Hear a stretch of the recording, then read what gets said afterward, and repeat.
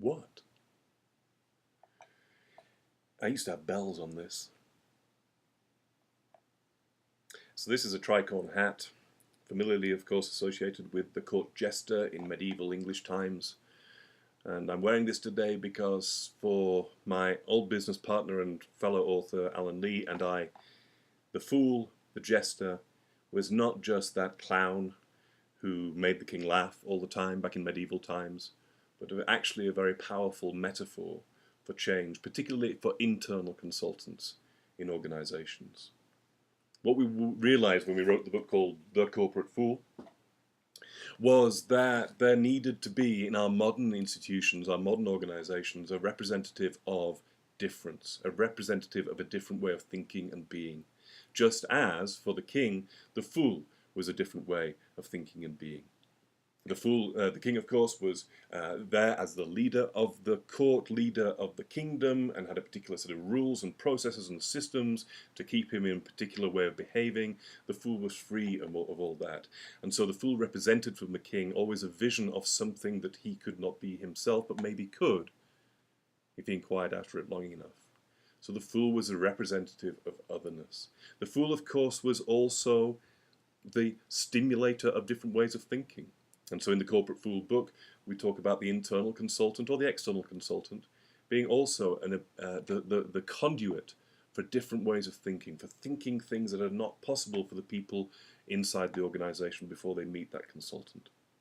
The consultant, of course, can also be the provoker of stories, different sorts of stories against the common stories which are held in the organizations, the sort of default stories which are going round and round and round. The fool can be the teller of other stories.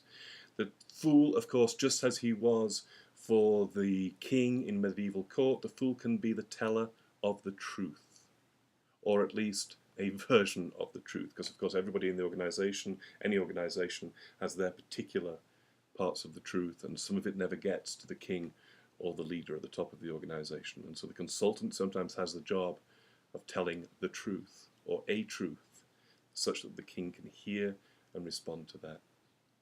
And yes, just as the jester often got his difficult message across to the king, asked the king to listen when he'd stopped listening or do something different than the king was going to do, how he got that message across was often through humor, through dance, through song.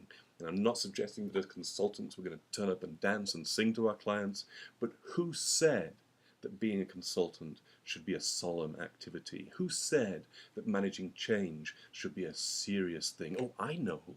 Those people who have a lot of money to make out of change management are out there telling their kings, telling their clients that change management is very, very serious and change management is very, very difficult, and we have the answer to that. Just listen to us.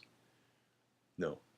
Change should be a joyful activity for an organization, because change is about taking the organization or the institution to its next level of consciousness, its next level of being, its next level of being of service to the world.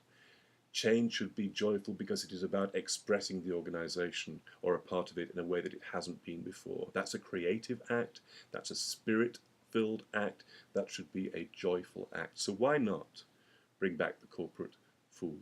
Why not have the tricorn hat, at least invisibly held on our heads when we turn up and serve our clients? That's conscious consulting.